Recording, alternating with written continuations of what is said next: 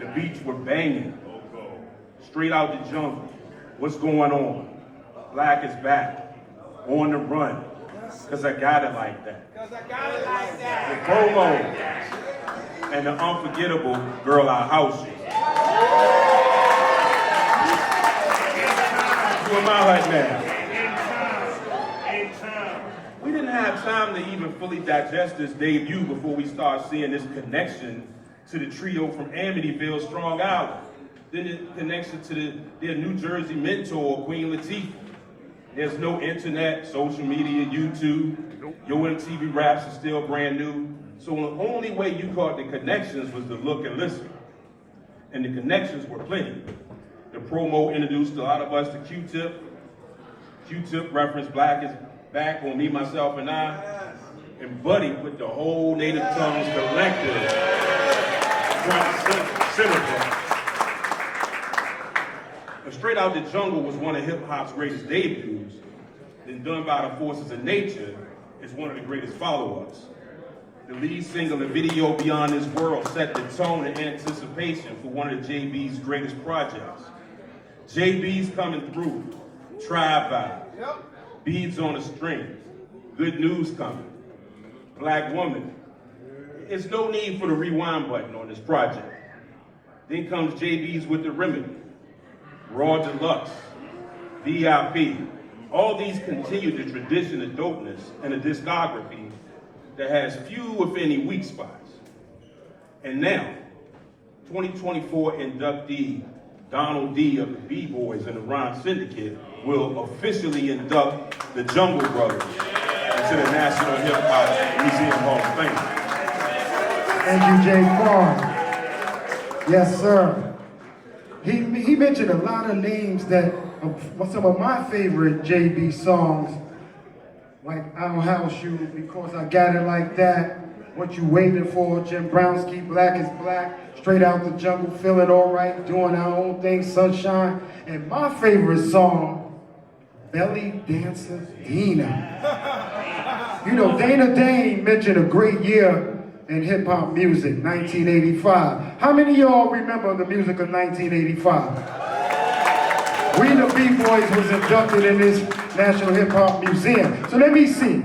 I know a girl named Millie, Axville, lives in the Bronx, where she comes from. Philly. It's no secret that she smoked, acting all wild like a dumb hill. Philly. But there is Judy. She got a nice booty. Homeboy say she's a real fly. Judy. Gotta do my duty to pull that beauty, but she stuck like glue to her main man, Rudy. My fellow inductee, Red Alert, made that song famous in 1985 on Kiss FM. But back to my Zulu family, the JBs. The Jungle Brothers, Jungle Brothers, Jungle Brothers, Jungle Brothers, JBs, Jungle Brothers. Donald D would like to welcome in the National Hip Hop Museum 2025, Mike G, Baby Bam, DJ Sammy B, the Jungle Brothers.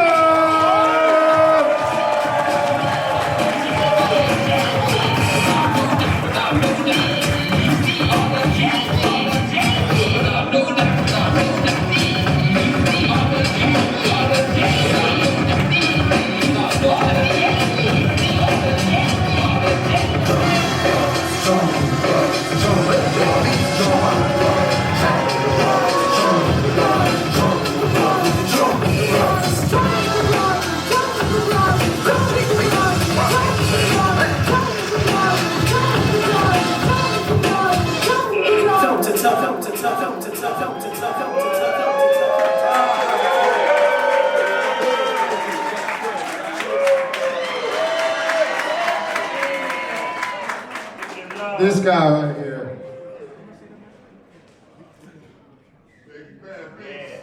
Bam. Love and friendship. Yeah. Exactly. Brotherhood. It's been a long journey. Yeah. For me, it started when I was age 9. And I used to play the rhyme game with my mother. in the back seat on the way to my grandmother's house in Albany Projects, Brooklyn.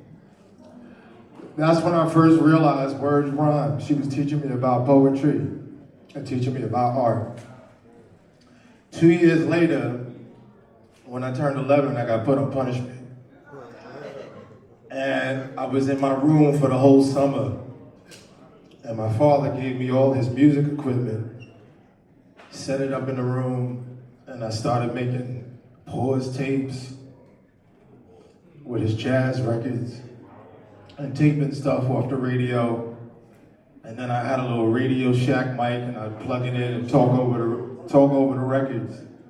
And then when I got off punishment, I'd take the radio outside and say, "This is my record." Simple as that. And one day I turned on, I got to my grandmother's building, and there was speakers hanging out the window, and I heard Jimmy Spicer's Super Rhymes. And it's an 11-minute hip hop record that me and my cousins used to memorize and then compete with each other to see who can remember the most of the lyrics. And I thought to myself at that point, I'm gonna make a record because I know how to make words rhyme. I was already writing poetry, but I started putting it to music. And then when I turned 14, my father got me 2 turntables, and I started making mixtapes. And I'm in my house, recording on them. And I was telling all my friends in high school, after this Christmas, I'm gonna have a record on the radio. I didn't know you needed a record in the studio. I just thought with my 2 turntables and my double cassette radio and my Radio Shack mic, I was gonna put out a record. Not knowing that in the same high school, this young man that I was gonna eventually be in a talent show was Red Alert's nephew. So when you talk about manifestation, I was going to high school from Brooklyn all the way into Manhattan to Murray Bertram High School. The first day I got into school, when I opened the door, my cousin Kareem was the security guard right in the front. And my father had been telling me my whole life that I had a cousin that looked like me. So I met him. Then my best friend from Albany Projects was walking in the same building. Well, a year later, they had a talent show, and I went to 4 guys to ask to be in this talent show, and each one sent me to the next, and the last person they sent me to was Mike G. The other 3 guys dropped out, and it was just me and Mike, and we entered that talent show. And then one day he invited me up to his grandmother's house in Harlem, and I see this man walk by, and it's the brother that I've been taping off the radio, Cool DJ Red Alert. This is my main man right here. We were just kicking it. It didn't matter to me. I wasn't looking for opportunity because I thought, I'm going to make a record. We started practicing in my house. We started making tapes. Red heard those tapes and got wind of it. We got in the contest and got written up in the newspaper. We got a chance to go to the Apollo Theater and see Run DMC. And we went downstairs and met Jam Master Jay. Rest in power.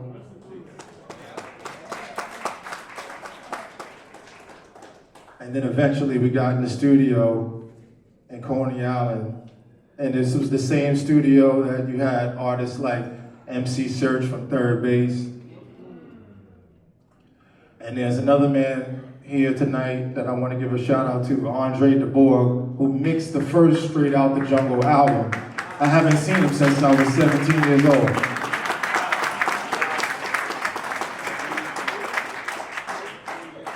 So it's all a manifestation thing because I just put it out there, and then I was accepted to the Bronx High School of Science, but I felt I was too far to go, so I went to Murray Bertram instead, and that's where I met Mike, and one thing led to another, and I wind up making a record.